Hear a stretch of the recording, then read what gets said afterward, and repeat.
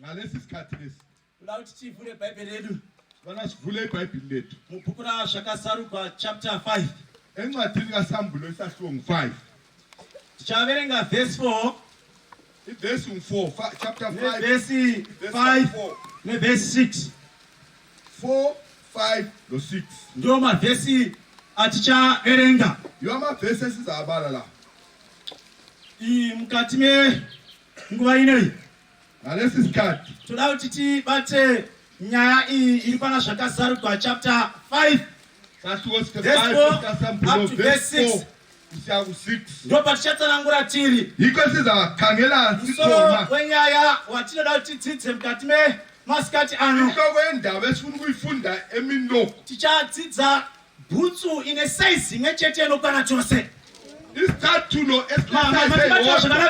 esisenela so tichadzidza Bhutsu ine size imwe chete inokwana chose. One size kodwa anokuti mkaenda kune vanogadzira shangu mwahamba wabalungisa isicathulo amugoni kwana size inotikana chose. Awusazuthola isize tichadzidza mari sisonke bathandekayo ndinati mungobata chinhu icho namwari ngifuna luhambe lokho bathandekayo kudzidza masikati ano xa sifunde eminoko tode kumbotarisa nyaya iyi funa ukubheka lindaba Bhutsu inokwana chose isicathulo nokutipanyika ngoba emhlabeni hapasati pawani pamwe chete akukatholakala ungagona kuzviita oyenelisa ukwenza asi patichadzidza masikati ano toda kudzidza tiri pasi penyayoyo kufunda tidza kuti Bhaibheri rinoti kudii. sizoba neBhayibheli teererai vana vamwari lalelani bathandekayo pane zvishoma zvandinonzwisisa kulo unutshala kuzwisisa kuronda pamusoro pemurume anonzi Jesu nxa ngahamba ukaenda kune vanorwara unonzi ndiye murapi ngahamba wabugulayo tikaenda kuna Jesu ngahamba kuJesu kune vanoshayiwa nzira ashela indlela unoti ndini nzira yimi ndlela ukaenda kuna Jesu ngahamba kuJesu kune vanoshayiwa upenyu abashela impilo unoti ndini upenyu yimi ukuphila sisonke bathandekayo ndirikutini kana todzidza Bhaibheri funda iBhayibheli rinokubudisai pachena kubisela sobala kuti Jesu ndiye zvose kuna vose kubo bonke atitesana mari hakuna usingapani pana Kristu urefu mutete mufumbi chose tinopana pana Jesu zvisineile resi yako zvisineile language yako zvisineile kunaka kwako iri kuti pana Jesu tinopana.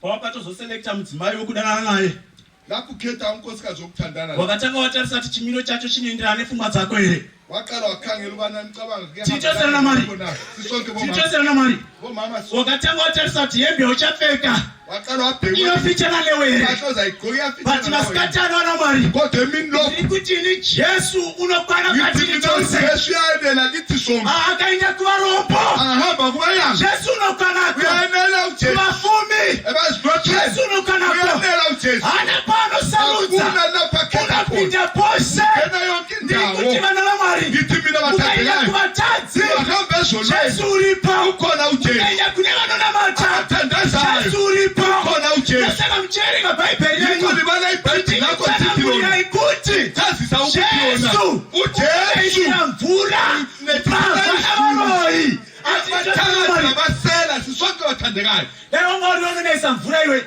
waigona kusarudza kuti mpavana vanoshisha iwe kuti Jesu nemageti ndizvose kuna vose unoitira chose zvakanaka bonke okufanana regaiti verenge vhesi yelani ngesipali vhesi verengai vhesi 4 mfuna verse 4 chapter 5 ipapo ndakachema zvikuru zvakusina kuwanikwa munhu wakafanira kuti azarure bhuku kana kutarira mairi kana kutarira mukati mebhuku. Verengai. Zvino mumwe wavakuru akati kwandiri usachema hako tarira shumba yorudzi rwaJudha mudzi waDhavhidhi yakakunda kuti izarure bhuku nezvisimbiso zvayo zvinomwe. Zvino ndakaona pakati zvino ndakaona pakati pechigaro choushe nezvisikwa zvipenyu zvina napakati pavakuru gwayana rimire rakaita serakabayiwa rine nyanga nomwe nameso manomwe iri mweya minomwe yaMwari yakatumwa panyika yose. Atiri chose chichamari tunati mubate zvipatitenga kuti zvikasaruka rakanyobva in symbolic pamunadzidza bhaibheri nekudzidza zvinyobva muchatendera nezvinhu zvitatu izvi chakaita kuti bhaibheri bhuku razvakasaruka rinyobva in symbolic. Number one is to protect the document kuti risadestroyiwa navavengi. Number two, kuti document iri richengetedze vatendi vanoritenga nokuriverenga vachirinzwisisa vasaparadzwa navavengi.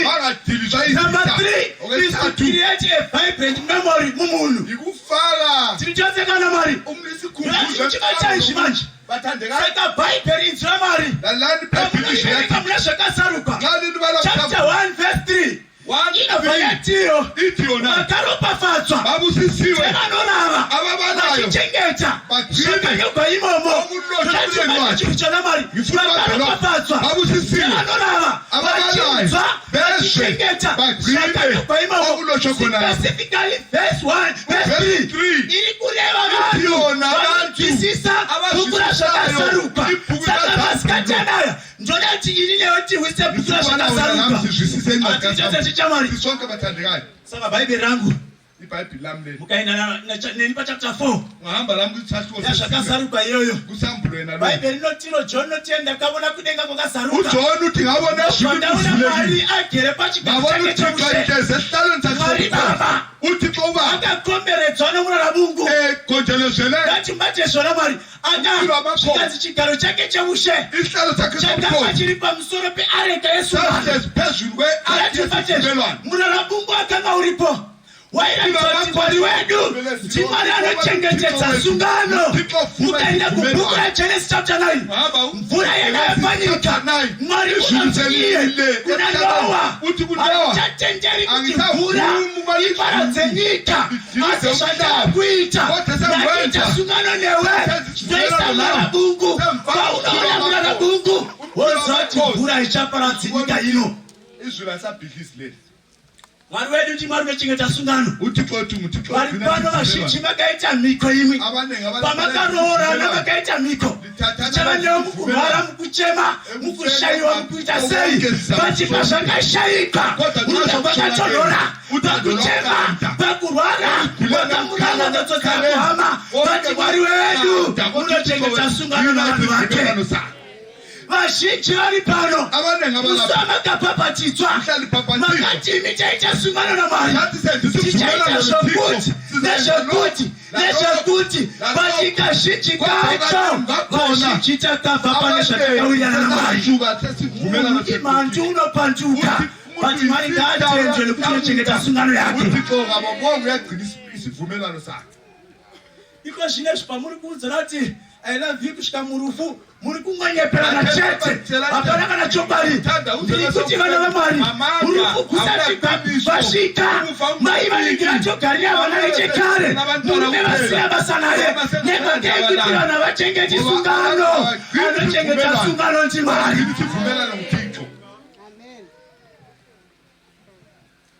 Saka chapter 4 inobva yadzika zvishoma ichitsanangura ichitiro John unotiye ndakabva ndaona chigaro choushe chaMwari chakatenderedzwa nezvisikwa zvipenyu zvina. Mushure mezvisikwa zvipenyu zvina kwakune 24 elders dzakatenderedza zvisikwa zvina izvi.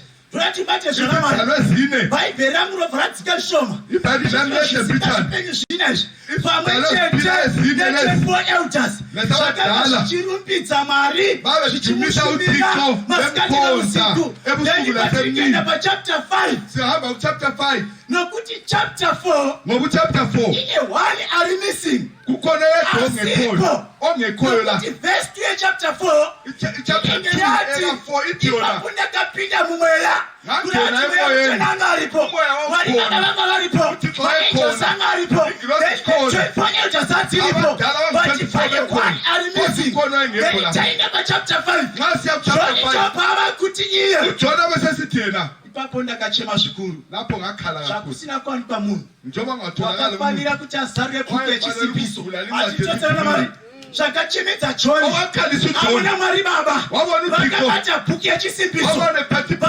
pasina wakafanira kuti azarwe bhuku yechisimbiso ndiri kuti even Mwari Baba vakasina kufanira kuzarwa bhuku yechisimbiso.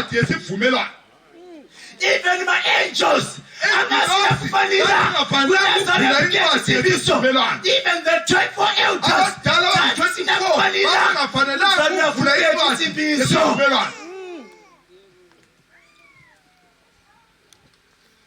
Panama wethu mabili andathi mbathi lamabala amabili emfunale yabambi kune wedle ukuthi kapepo kuita wedle ukuthi wethi atutse kona manje balelithi ukwenelisa lokwenelisa kuti anogona yakwanisa lokwenelisa kana kuti akafanira mawethu yakasiyana nothi manje varume vese vari panapa amadoda vaigona kukuda kana kudana newe but vanga vasina kufanira kuita varume vako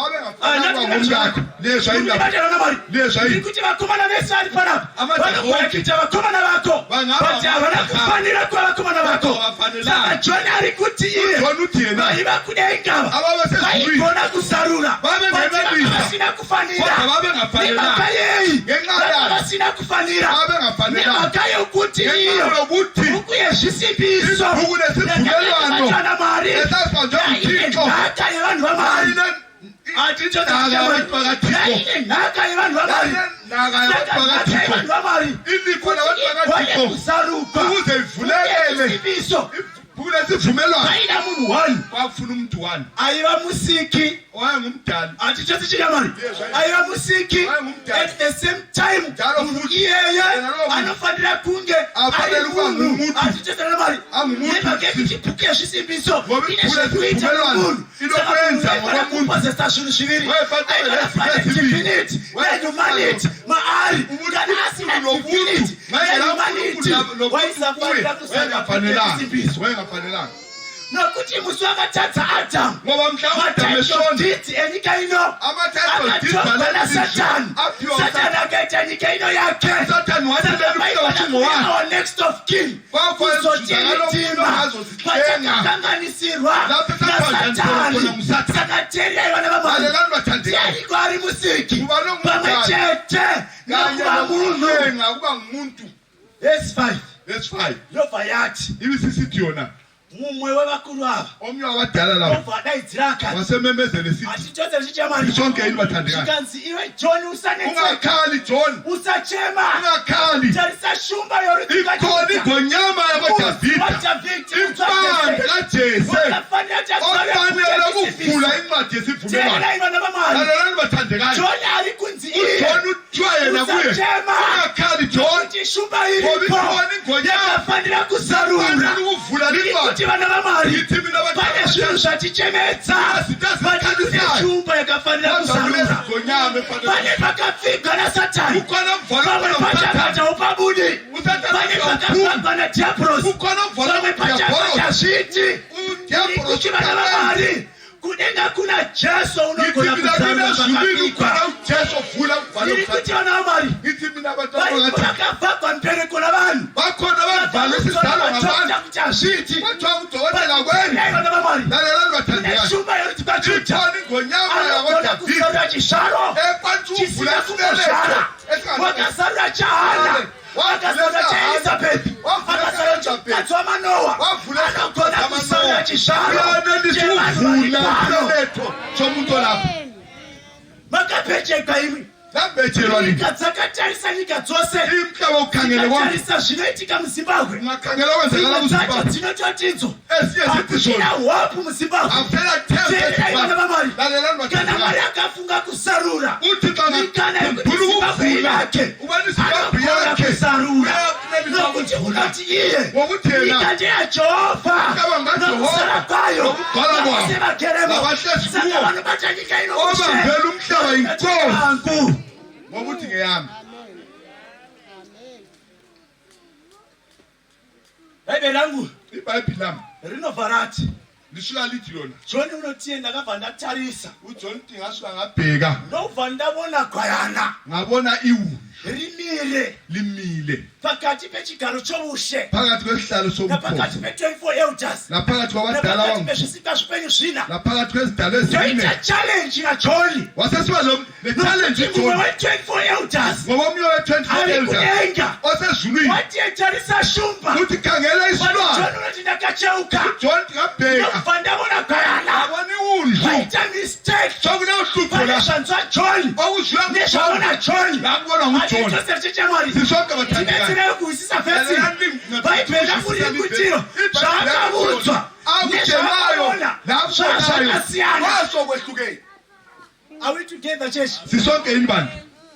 Kulathi manje bambani lokho mukaverenga Bhayibheli yenyu ungabala iBhayibheli lakho kuna zvakasamba chapter 1 verse 10 1:10 inokutsana nguri yaikuti yakutshela ukuthi ndakanzwa inzwi rakatinira soro wamandla yezwa ilizwi ladimayo vandacheuka ngaphendula ndobva ndabona mwanakomana womunhu achiteta chichamari akanzwa inzwi rinotinira soro wamandla yezwa ilizwi ladimayo ndobva abona mwanakomana womunhu ngaphendula Bhayibheli rakunovharatiro iBhayibheli pachapter 16 nezvakasaruka 16 kusambulo pachapter 9 16 nezvakasaruka unobva ati iye ndakanzwa nhamba namabhiza yevari vakanga vakaita zvamabhiza amadoda ndakacheuka ndobva ndabona mabhiza tichose chichamari mukaenda neni pachapter 7 Bhayibheli rakunovharatiro ndakanzwa nhamba 144,000 waika neni pavhesi 9 vhesi yobva yati iyo ndakabva ndacheuka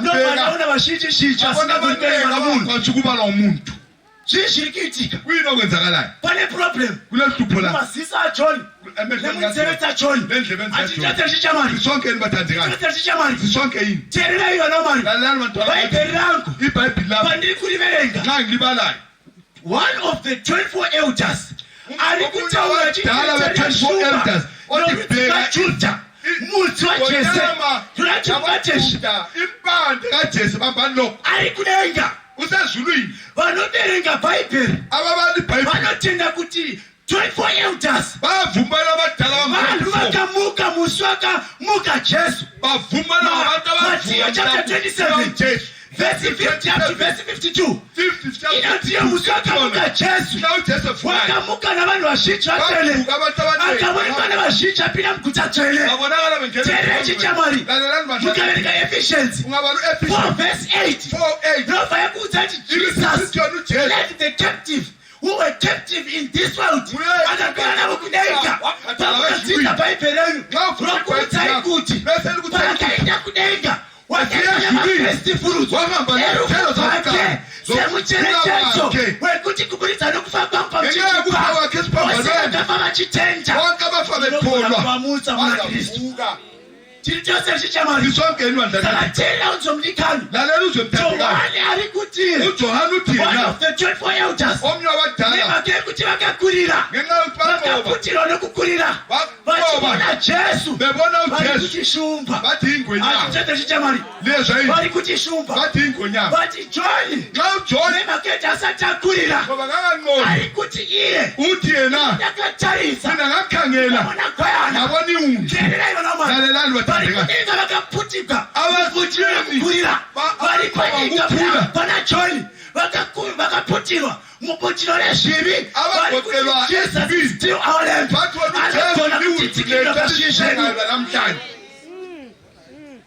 hamuna kundibata zvakanaka ndinotenda kuti vabereki vemusikana wangu kana vachimuona vanoti mwana wedu ndizvona mwari vati panda chose ndinotenda kuti vabereki vemusikana wangu kana vachimuona vanoti mwana wedu abazali bentombazane yakho bathikana ichimubona kodwa mina mndio wangu ndizona mali ngithi mina umkazana yami ngenxa yakhe bakaphuthilwa mutshilo lokubereka bona bagoqele ekuzaleni kuba ngumntwana yikho imntwana kuba bathi ngumntwana ngethi into kaphuthilwa mutshilo lerudo ngigoqele ethandweni ngikuthiwa nabamali nithini badlawathi ngokubona kwedu ngokubona kwethu ukuthi uba position iphi kuthi uthi kusiphi were Jesu murapi abagulayo kunaloshawanzira abashali fuleshira kunebalofa Jesu tiyakumuka Jesu tiyakupelu nilikuthibana mamari ngithi mina bathathu Jesus is the fourth man. Jesu wesine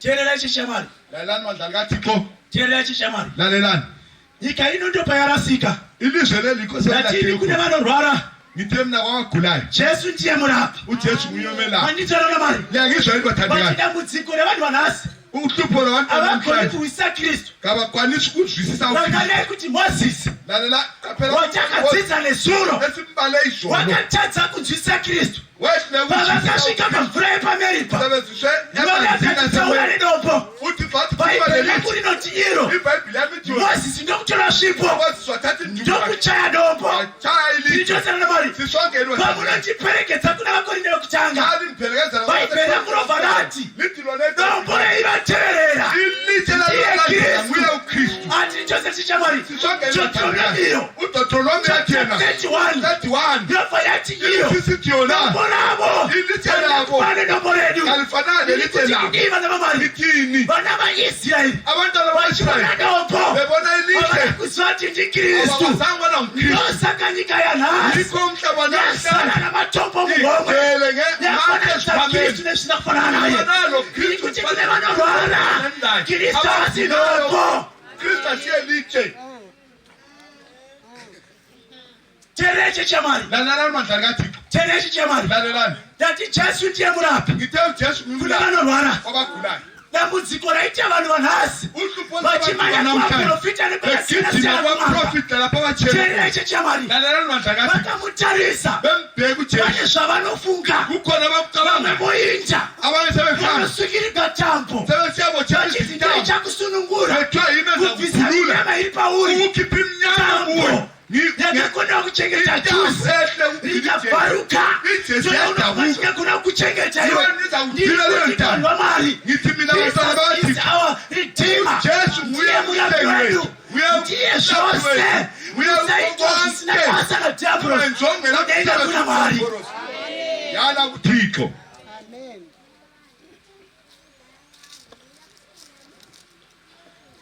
tereyo namari lalelani bantwana bakaThixo ndati kune vanhu vakufuma ngithi abafuna ukunotha musaenda kunotsvakiswa zvikapo nezvimwe zvisina basa ungahambi kuyadinga kudenga kuna mwari wekuti tikapfugama tikakumbira tingacela anogona kurayira munono kukapera kune vane zvinhu zvavo vachitori vaedza kuchechi navafundisi kuchechi vanoitwa session anenge abva kun'anga yake kana kuprofita wake kunopuwa mvura kuti adzokere muofisi teererai vana vamwari jesu ndiye zvose musatenda kupuwa zvinhu nadhiabhurosi nokuti takapuwa kristu sekukuda kwedu ndosaka jesu anzi iye shumba yorudzika juda hapasina shumba muravu kana shumba chiri manzu kana shumba sipambi teererai teererai namwari dziripo shumba muravu pano shumba sipambi shumba chiri manzu vanoti vakasangana nechivi vanoperera muchivi tiri chose namwari jesu vakasangana nechivi asana kupereramo verengai neni bhaibheri zvakanaka andiperekedza kuna chapter 7 yaruka bhaibheri rangu rinonditsanangura kubva pavhesi 36 kusvika ndasvika pa 50 rinonditsanangurira imwe nyaya ndofarira Yeah. Jesu unopinda mama Simeon. uJesu ngene Umfarise. Nova Jesu athelekwa nomwe mkhazi. uJesu waselandela Nova umfazi. mkhazi aphinda mu mama Simeon. Wangena umfazi endlini Nova kaJesu. uya phansi petsoka za Jesu. Wawela ezinyaweni zikaJesu. Ukuthi apetsoka za Jesu nefuthi yakhe. Hlikihla inyawo Nova akisa petsoka za Jesu. Wakhisa inyawo zikaJesu. Nova azotha petsoka za Jesu namafutha. Wagcoba inyawo zikaJesu ngamafutha. Simon. uSimon Nova anetheka. wakhathazeka. Akathi kuyiwe Jesu unosele umuntu wena Jesu uyaziva. amazulu umuntu Ayiziva. aluvuka Ayisayinalo. ubungaza Kuthengela chifebe. uvuvela Kubuya kwamakhupho akhe. ezinyaweni zakhe. Bana bamali. Ngithi mina abantwana Wabona bakaThixo musikana. Kana mukadzi akapfeka chisiketi chisina pachinotangira nepachinokumira nokuti rinenge bhandi ukapinda muchivi ukadarika. Jesu akatokiswa tsoka pachava kupinda muchivi wakaponesa. akangena ngesonweni. Tenda chechamari lalela mandla ngatini vana murazi vari pano haisio shuka iri kuza pano vaikurekwa shuka inokunja kuti nyangwe chivi chikavuya hachina pekutangira. Ndosaka Pita achiti iye maari hamuna kumbowanikwa zvivi. kuya kutholakala ngaizono. Teererai chechamari. lalelani bathandekayo. Teererai chechamari. lalelani. Bhaibheri rangu richitsanangura nyaya yacho. Jona achitsanangura nyaya iyi. Ari kuti ndakaona gwayana uthi ngabona rimire pamberi pechigaro chamwari. rimile phambi kwehlalo sokaThixo. Teererai vana vamwari. lalelani bathandekayo. Kana tichinge takunda nxa sesinqobile ngatichisechunisha. Hatina kukunda nemharidzo dzakaitwa navanhu. Hatina kukunda nezvakaitwa navanhu. But tinokunda kuita nemoto negana. Tinoita kuti tisiye zvivi. Hatisi zvaidzo dzekukepi. Inyaya yeropa raJesu pamuchinjika. Teererai vana vamwari. Ndiri kuti masikati ano mune simba muropa raJesu kusunungura vatadzi. Mune simba muropa raJesu kuregedza une mhangwa nechivi kuti achirege. Tiri chose chechamari. Kana mchinabvunzai Pauro anokutsanangurirai ateneuka kuti zvose zvandaikoshesa ndatendeuka. Pandakasangana naye Jesu neEthifos zvasangana ari muhoteke Damascus. Bhaibheri rangu rinoti iro hanzi naPauro achitaura kuti zvandaikoshesa ndakazvidza marara. Ndiri kuti kudii vana vamwari. Jesu unoda munhu unoita zvinenge marara omubudisa marara omuita mukuru wevhangeri.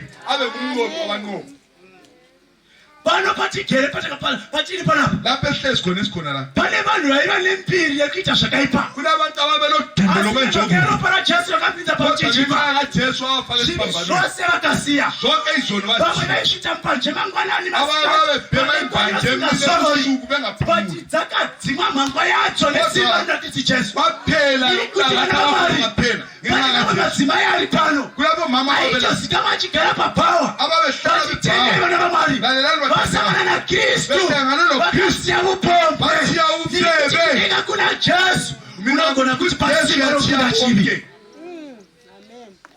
Maria wandaverenga nezvake Makatarini. Maria Magdalene lo Kutonzi Maria Magdalene waizikamwa achifevera pamakatara. utwa Maria Magdalene waisa But asangana na Kristu wakasiya. Tichotana mari. Asangana na Kristu wakadasei. Wakasiya. Ndikuti vana vamari. Kana tasangana na Kristu une simba rokuti kundisa chitema. amandla okusenqobisa isono. Isaiah Incwadi kaIsaya chapter 11 incwadi kaIsaya 11 verse 1 evesini ka1 neverse 10. no verse 10. Vesi ya 1. Verse 1. Zvino pahunde yaJese pachabuda bukira. Zvino pahunde yaJese pachabuda bukira. Davi rinobuda pamidzi yake. Davi rinobuda pamudzi yake. Richabereka zvibereko. Bataizvo. Vesi iri kuti pahunde yaJese. Handizvova kumpande kaJese. pahunde. Kumpande. Hunde. Tarisa izvi. Kumpande. Hunde. Ndo panobuda davi apa. Handizvoka. Indini sehlahla Ndo yati kudini. Apa pachabuda davi apa. Ndo yati kudini vesi verengai. Phuma ulutho bala. Zvino pahunde yaJese pachabuda bukira davi rinobuda pamidzi yake. Zvikanzi davi richabuda futi pamidzi yani. Ugadza lo lizophuma la ngapha Yesu zvakanaka. Unobva washiya kuti Bhaibheri unoda kuti kudii? Lapho ngabalawuli amanga ukuthi andizona mari. Ukira richabuda pamudzi. Kodwa ngatheswa ngani wabva wanetseka kuti Bhaibheri inoti kudii? Ubusumanga Rangarei kuti zvakazarurwa wati usambulo uthi yena. uyu Jesu ndiye mudzi waJese. uJesu uyipande kaJese. Ndolati mutendera neno mari. Vumelanani nami. Jesu akashamba kuri kwakaJudha. uJesu wazalwa kuJuda hancho. Nichore Yiko. Taverika rutsika kwaJudha tichidzika. Jesu ngepakashaka. Yiko azalwa. Bati kana mukadzidza Bhaibheri zvakanaka. Ungabala kakuhle. Jesu rutsika kwaJudha kusati kwavapo. Isizwe sakwaJuda. Jesu akaripo. uJesu wakaita rutsika kwaJudha kurepo. Isizwe sakwaJuda. Pamunoverenga Bhaibheri. Nxa ubala iBhayibheli Rinokudzidzisai kuti yakufundisa ukuthi pamunosvika pamarudzi ekushamba kwaJesu nxa ufika hamuwani richitaura baba vake kuzalwa kaJesu nemhaka yeyi kulunga haana kuzvarwa netsika yedu. ngoba kazalwa ngomkhuba Mari. ngithini. Jesu ishoti inobuda pahunde Jesu but at the same time Jesu ndiye mudzi. Ritosera mari. Saka Jesu ndiye zvose kwose. uJesu iko konke. Ndikuda kuti Jesu mufuwira uri nani? Kudarika muswa machini. Jesu umfuwiro no umdliswa ngomfuna imsile yamabangu.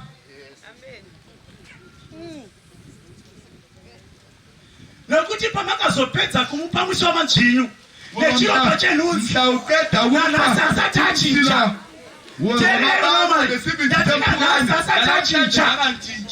unombopengereka chinja kati mukampa Kristu nirikuti vana vamari unosiya mudzenga vose nemunhubu vose vaizarura mazipi ovhura Bhaibheri shoko ramari onereva kuporeswa.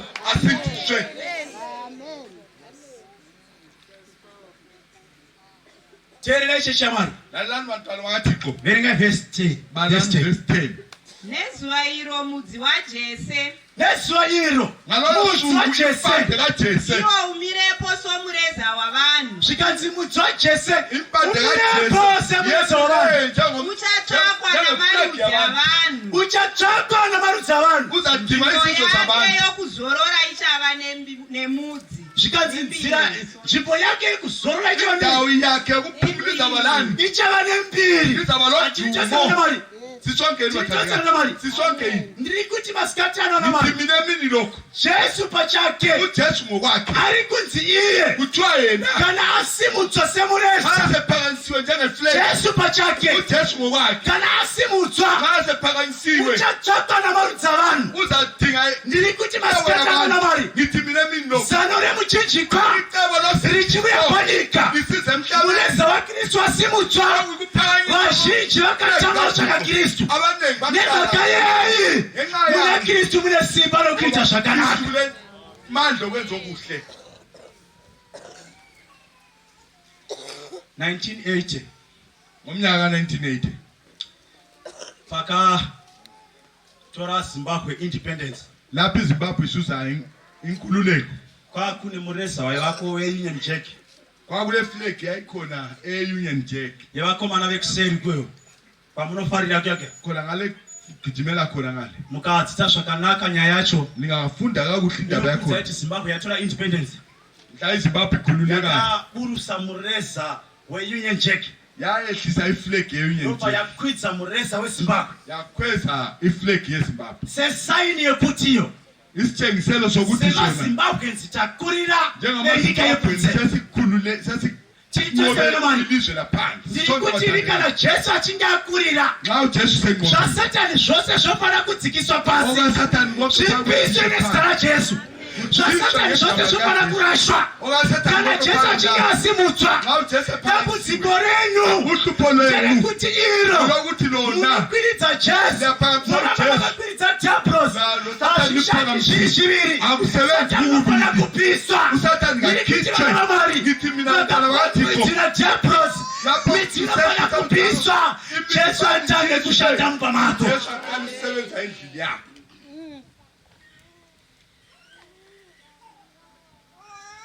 Iko zvinezvi kona manje uri kuti Jesu ndomuda uthi wena Jesu ndafunga kumuraramira ngicabanga umkhonza but dambudziko rako nderekuti uchiri kudana vasikana 6 kodwa lokhu sathandana tasemshaloma timene tibhori woka engani uzaba netimu yebhoru wethu titose chichamari sisonke nibathanda bathi titose chichamari sisonke nibadlakathi ndikuti kudipa ngwa iyo na mari ngalesi sikhathi tanga wabvisa zvose khipha konke zvadiablos Satani utendere zvajesu kusumuka Ngoba Jesu kuti upinde mukuparidzwa kwevhangeri ukuze ungene haugoni kupinda awenelisi uchikuitira tsika yadiablos uri nabo vari kupopota nefukotonocha nabo vari kuparidza ndiri kuti vana vamari kuti uparidze vhangeri yajesu unofanira kusiya kupopota nezita rajesu aite unakupotera papupi vhangeri rihwimbe nyika iponeswe jesu akachinja bhinya raiuraya vachene akariita nebhinya revhangeri ndiye jesu unogona kuchinja iwe bhinya revhangeri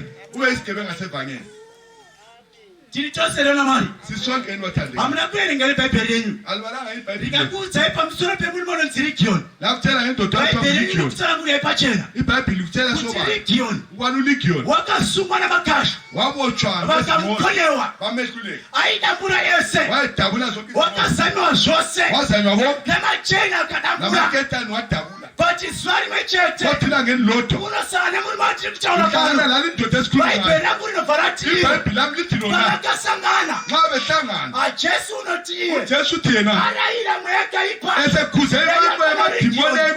mweya ikabuda arayira nenzwi chete ana kupusha mvura ana kana mutombo ana kuisa mizi kana kuita chimwe chiro wakarayira mweya wezvino ukabuda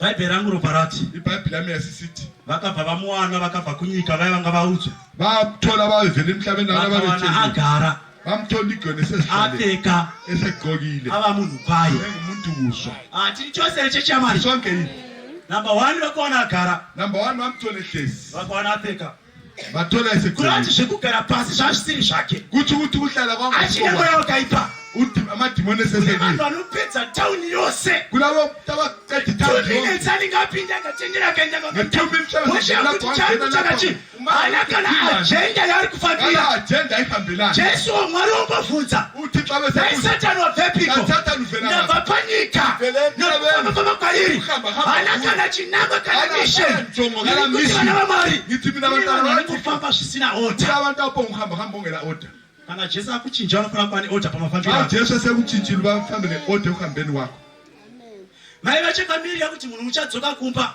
ukanosvika uchingofamba ukafonera kuti iko zvino uripo iwo maupenda bhurawayo unenge wavictoria force womunza kuti kuvictoria force mazoenda nei une uchingompeya nenyika yose ndopauda kudzoka pano papupiti uzoparidza kudzoka kwajesu uzochumaiuzaadzokii kumba kako vhangeri racho harifambi hazviiti harifambi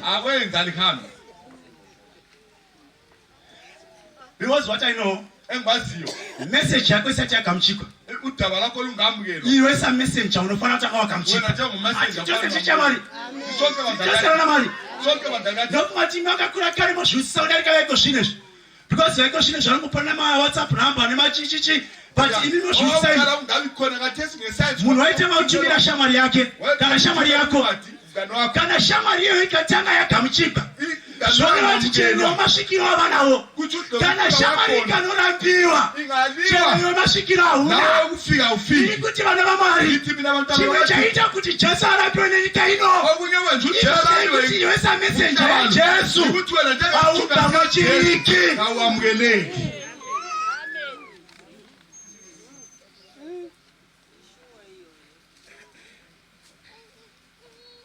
bhaibheri enda mberi chitiro amapfeka takaitaura nyaya mupfekeni kwete tiri kuchechi chete nekumba mupfeke tiri tosarana mari vakatozouya vakaona kuti apfeka vanhu saka anogona kuti vakashama tisuzve abantu abanqunu usatibudza kuti ndakapfeka rega tizvibone kuti wapfeka tinekela sibone ukuthi chose richichamari ziva zvevakaona kuti ava munhu kaye usatibudza kuti uri kaye rega vanhu vavone kuti wava kaye mafambiro ako namaitiro ako vanhu vanomaziva hanzi chero ini namwari wangu tichingozivana hakuna zvapanaro vanhu vanovona kuti wava kaye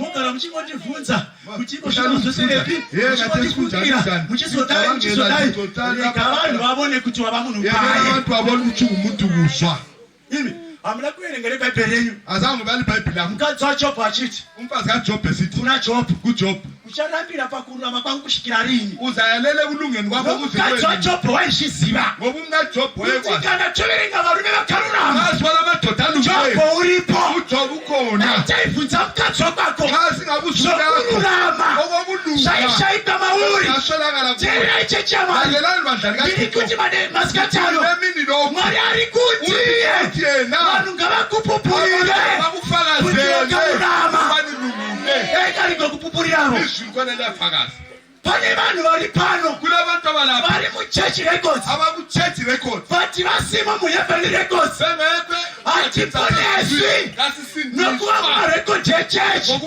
tinoponeswa nekwamurekodhi yedenga moverenga neni bhaibheri jesu atuma vadzidzi vake unoti iye ndakupaivo simba vakomana kuti munodzinga mweya zvina nokuita zvose kuporesa toda kuti munoita simba rose randakupai chapter 10 verse 19-20 yaruka vakomana votsoka nokupa ripoti vakati ivo kwatataenda jesu zvafamba mweya zvina yachisa pasi penyu vanorwara vapora vanhu vakafa vamuka tavona simba renyu vakadzoka vachifara jesu akati hazvina kukwana vakomana musafara bedzi nechuviri kana mazita yenyu asina kunyokwa mupike muchenje ndiri kuti kudii vana vamwari masikatano zvinotsvakwa namwari asi mabasa makuru umsebenzi emkhulu owenzayo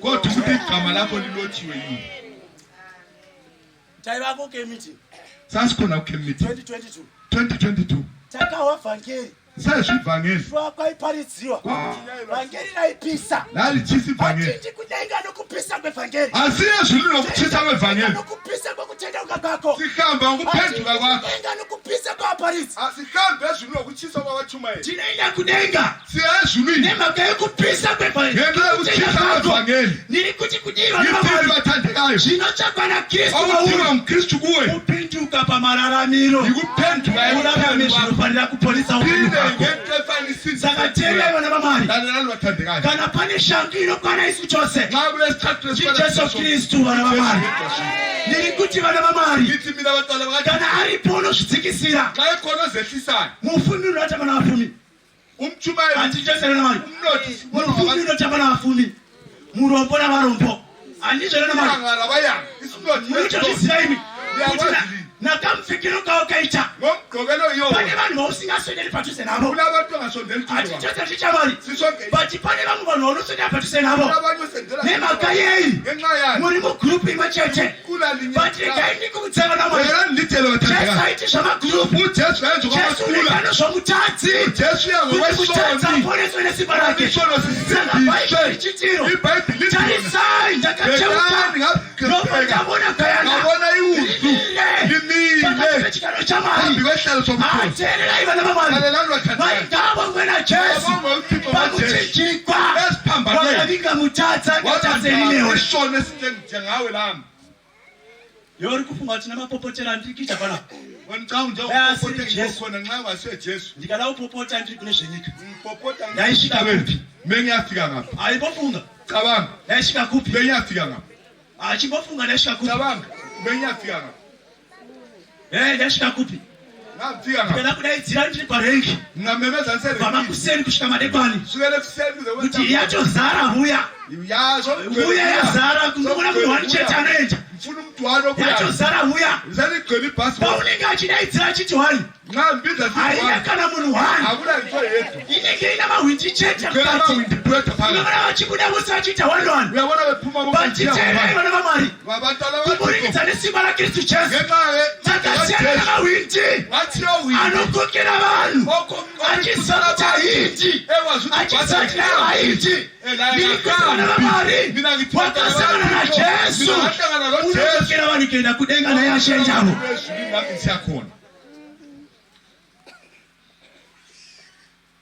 Kozvino mahwindi ari panapa akuti pai saka mufundisi maunoti tendeuka pa kure vanhu kana chida vanhu 5 inoda 5 penduka kukambena manga ngaifuna kuti vanhu 5 ababe 5 andauti yega muhwindi anzaichichibu yati kana chida 5 ngaifuna 5 taura zve 5 kurumi 5 kana isati yasimuka haisati yasimuka but teerera nomari kudenga kuna Jesu Jesu shumba nyangwe wakareva nemadzotso murengi vanhu vachikuziva kuna Jesu kudenga unogamuchira vanonyepa kuna Jesu kudenga unogamuchira madzotso ose kuna Jesu kudenga unogamuchira vatadzi ndiri kuti vana vamwari mukati memasikatano tenda kuna Jesu nesimba redu.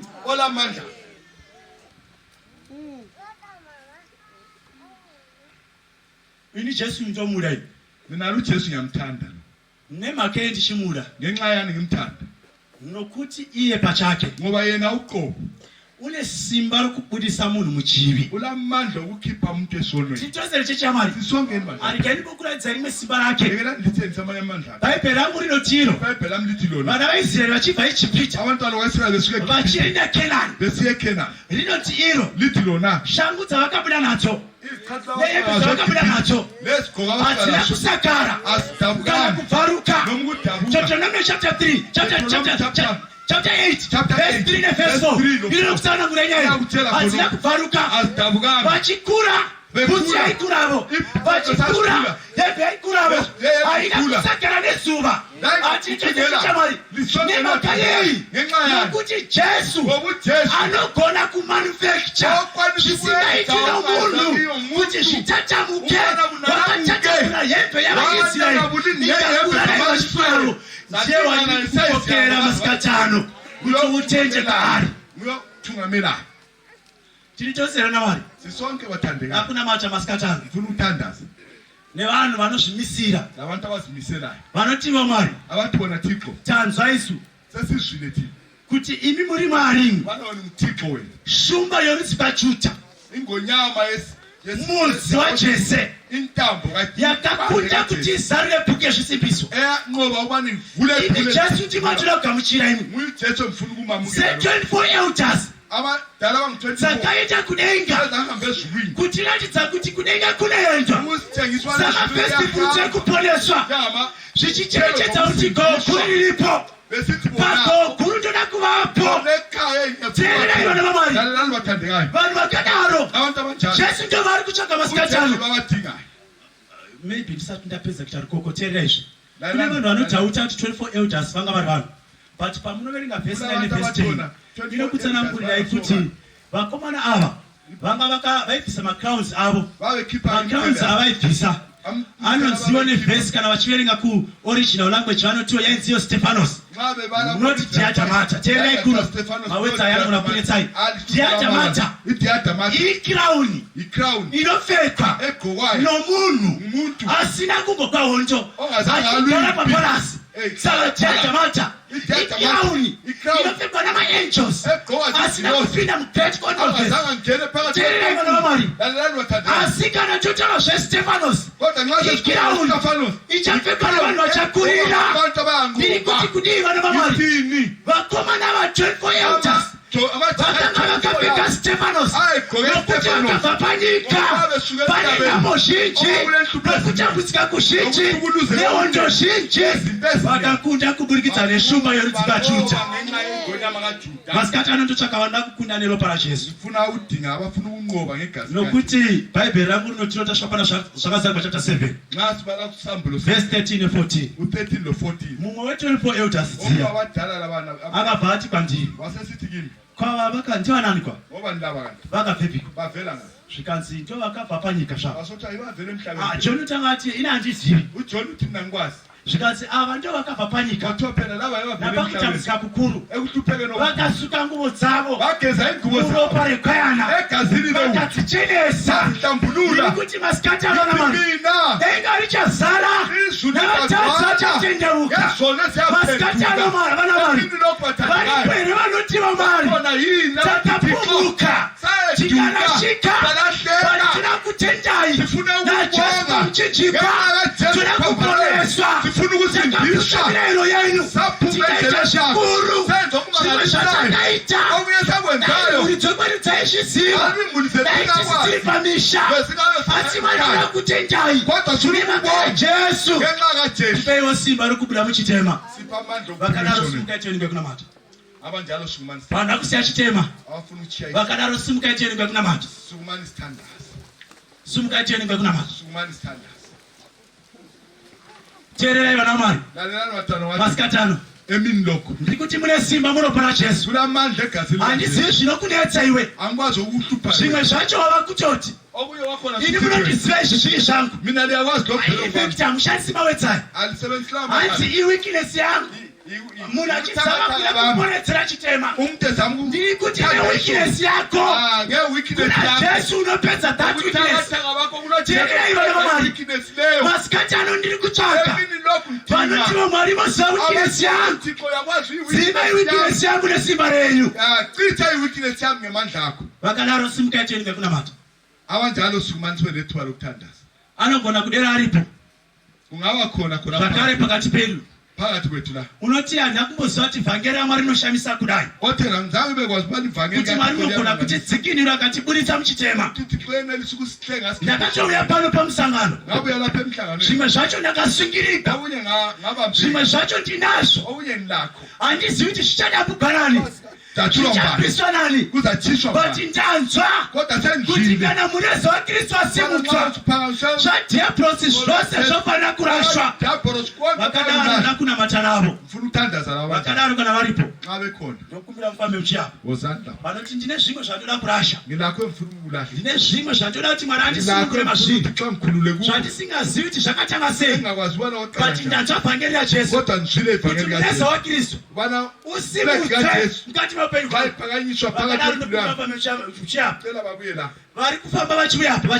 Abanye besiza lapha. Ndokumbirawo vamwe. Abanye lapha. Vanoti vaMwari. Abathi bona Muri thina kutaura neni. ukhuluma lami. Ndakanzwa vhangeri renyu kumusangano chitanga. Ngakho ufike emhlangano. Iye zvino ndiri kurinzwa. Kade sinyaliswa. Ndodawo kubhabhatidzwa ini. Funa lami ukubhabhatisa. Nokuti mune simba muna Jesu. Ngoba kulamandla kuJesu. Rokundizivisa tsika yazulu. Ungitshisa imikhuba Nekuputsa yezulu. murayiro yaMwari. Ekudiliza. Nekusiya tsika yazulu. Ekuthini imikhuba yezulu. Nekusada Mwari wacho. Ekungathandi ukuthi Vanoti vaMwari ndoda kubhabhatidzwa ini. Thixo ufuna ukubhabhatiswa. Famba mshiya kuno mberi. Hambani libuye lapha. Vasina kumbouya. Abangazange babuye. Nevakambouya. Laba babuye. Vose vanoda kubhabhatidzwa. Wonke afuna ukubhabhatiswa. Famba mshiya kuno mberi. Wozani phambili. Ndakunamata. Funa ukuthandaza.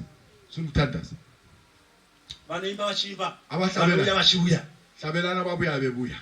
Ungasununguke muchitema iri kosima mumaropa ungakurire yeve chitema riri kosima muropa. Vanakamchira Jesu aveporeswavo. Abafuna bamela uJesu bemsindisa. Famba mshiya kuno mberi. Hambani lize phambili. Ndakunamata. Funa ukuthandaza. Ndiri kuti vana vaMwari. Ngithi mina ngantwana bathi Vanakamchira Jesu avesha wavo. abafuna bamela uJesu Famba beyinkosi. mshiya kuno mberi. Hambani lize phambili. Toda kunamata. Funa ukuthandaza. Toda kunamata. Funa ukuthandaza. Natini kana varipo. Xa bekhona Pakati pedu. phakathi kwethu. Vane zvimwe zvavakabatiswa nadhiabhurosi. Okunye abakuphathwa Zvavari kuti nguJesu. toda kubvisa. Sifuna ukukhipha. Mukurasha. Silahle. Nemhaka yekuti mune simba muna Jesu. Ngoba kulamandla Zvimwe kuJesu. zvacho hatisi kuti Okunye zvichareketsekere. sikwazi ukuthi Asi toda kuzvisarenda. Sifuna ukukusarenda. Muna Jesu. Jesu. Kuti famba mshiya kuno mberi. Andibuyela. Ndakunamata. Funa ukuthandaza. Mureza waKristu unofanira kusimudzwa. Fanele phakanyiswe. Mureza waSatani udzikisirwe. OkaSathane buye. Vakadaro famba mshiya kuno mberi. Xa bekhona abanjalo wozani Famba phambili. mshiya kuno mberi. Wozani phambili. Famba mshiya kuno mberi. Wozani phambili. Gasunongo kemo kochewa rere kosma. Chauda kuna mata. Esumukhuleka. Chauda kuna mata. Esumuthandaza. Ayibhero chiri kuchena chiri kurako uya. Ukhona uthi ngiyabuya. Maru chiri kukulana. uThixo uyawubisa. Avalile wachazi. Avaleni zono. Unothina chose. Usiyasithanda sonke. Ndiri kuchona mari. Ngithi mina bantwana bakaThixo. Uri kuchona ndinakunyonisa usitela kudenga. Ubhalisa ibizo lami Pamano ndiri kuti munhu wamari. ngithi mina ngalesi sikhathi. Baba uchakuno mbele. Woza phambi. Engalinyore zita lako. Izulu linobe Kuti igama lakho. panoponeswa nyika ino. Akusindiswa abantu. Mazita unaitswa kudenga. Amagama ebisho Zita lako lingelilipo. igama lakho libe likhona. Nemake kuti mune simba. Ngenxa yobona kulamandla. Muna Jesu. kuJesu. Wakangobuya kuno. Weza nje la. Sevisita. Njengosetheke. Uchitireke indingononzwa. Nokuzwa. But uri kutiwe. Bathi wena. Vari mataura neni. uThixo ukhulume Nokuti nawe. mune simba muna Jesu. Namandla egazini. Nandajaira kuchera zvenyika ino. Toda kuteerera Kristu. Ave mponesi wangu. Baba uchakuno mberi. Hamba uze. Kunyange mfundisi wangu namata. Nomumfundisi Baba thanda. uchakuno mberi. Hamba uye phansi. Utshene kuye kunamata. Sibe lesikhathi Ungwayeni. Fundisi thandaza.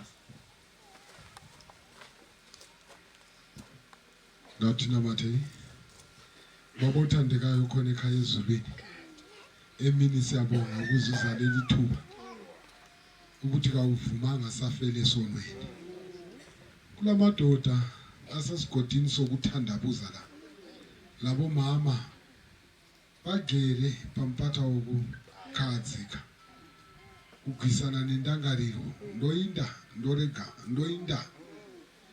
inyayo yokuponeswa satendera muyamtsweni achinyarara panzvimbo dzakadai bvumai anetsane navanhu venyu vowana zororo vasvika pamuchinjikwa bvumai asavatendera kuvapa rugare ngarisadliwa rinopisa vachigwisana nendangariro kusvikira rini nai Mwari kusvikira rini tiitirevo nyasha toda kutendai nenyasha dzakadai tokutendai nokutaura kwenyu mareva kana varipo vachakabatira mune zvavakabata apei simba apei zvivindi apei ndangariro dzakachena nehana dzinorova vafambe varashe hakuna anomira panzvimbo yenyu ndimi utiziro hwavanhu ndimi nhovo yavanhu vose bvumai Mwari vanhu vavawane kuvanda mamuri siyabonga sesiyakudla nanga madodakazi namadodana ame phambi kwebandla iyasebenzile ukukhetha okuqakathekileyo babusise ekukhetheni kwabo ungavumi futhi umhlangano lo uphele bengabhabhathizwanga siyaloyisa ukuthi lantshi yangesabatha sidle sesindawonye labo sebengamalunga kunabamwe vachakateya kuti pazvinonopera kana zoita kumcheto ndichamanya vadirei kutendera vanhu pfungwa dzakadaro ndivava vogaire Mwari mukati mejacha tirino vasina kuombekwa vamwe vachiri kurambira vachiri kutendera pfungwa dzisiridzo mweya wenyu ngaunetse vanhu venyu mpari dzanyarara tose tadzokera kumajajati mweya mutsvene ngasanyarara vatwanai komandi nyacela baba ngegama lakho ungavumi moyo ingcwele athule ukuthula kamoya ingcwele ikufa kwethu ikufa kwabantu bakho siyabonga ngoba susizwile tshona lathi sitshone lawe usiphendukise enkonzweni elandelayo ngoba sikhuleke egameni lakho hlala uzube phakade amen.